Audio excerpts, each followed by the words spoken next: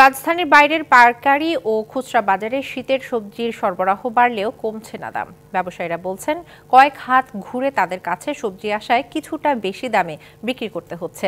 এর ফলে দরও আরও বাড়ছে খুচরা বাজারে। নরসিংদীর পাইকারি বাজারে বেড়েছে শীতের সবজি। প্রতি কেজি কাঁকরোল বিক্রি হচ্ছে 50 থেকে 60 টাকা, ধুন্দল 20 থেকে 30, ঢেঁড়স 30 থেকে 40 টাকা দরে। এছাড়া সিম 90 টাকা এবং নতুন আলু মিলছে 90 থেকে 100 টাকায়। সবজির এই দাম নিয়ে হতাশ ক্রেতারা। কৃষক ও পাইকাররা বলছেন, সিন্ডিকেট ও পরিবহন খরচের কারণে সবজির দাম বাড়তি। সরবরাহ বাড়লে দাম কমবে। সবজি তো ভাই ঠিক না, আজ বাজার কম কালা বেশি, সবজি একদম মাল বেচাই না। মাল আমরা দামে বেচতে লাগি রকম ব্যাপারীরাও দামে বেচতে, আমরাও মায়া গেলাম, ব্যাপারীরাও মায়া গেল। তারপর দিন যাইতেছে, মালের দাম কমে আসতেছে, প্রতিদিন যাইতেছে আর মালের দাম কমে, প্রতিদিন 5 টাকা 10 টাকা কেজি কমে আসতেছে। মাঠের অলরাউন্ডার আমি, আর ঘরের allrounder Tylox. Tylox toilet cleaner, clean মানেই টাইলক্স। কুড়িগ্রামের হাট বাজারে সবজি সরবরাহ বৃদ্ধি পেলেও তা বিক্রি হচ্ছে চড়া দামে। পাইকারি বাজারে যেই ফুলকপি বিক্রি হচ্ছে 45 থেকে 50 টাকায়, খুচরায় তা ঠেকেছে 70 টাকায়।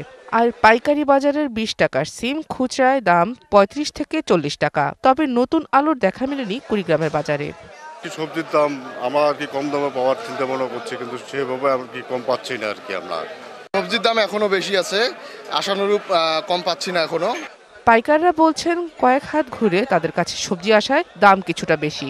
আর ভোক্তারা মনে করেন, ক্ষেত থেকে সবজি সরাসরি ক্রেতাদের কাছে পৌঁছানো গেলে কৃষক যেমন ন্যায্য মূল্য পাবেন, তেমনি ভোক্তাও কম দামে কিনতে পারবেন।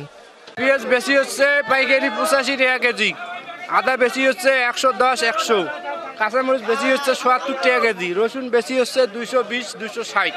আমরা সরাসরি কৃষকের কাছে পাই না, আমরা কয়েক হাত বদলে আমরা পাই, এই জন্য আমাদের দাম বেশি দিয়ে কিনতে হয়, আবার বেচতে হয় বেশি। সরবরাহ ঠিক থাকলে সবজির দাম আরও কমে আসবে, এমন প্রত্যাশা ক্রেতা ও বিক্রেতার। Sheikh Nigar Sultana, DBC news desk.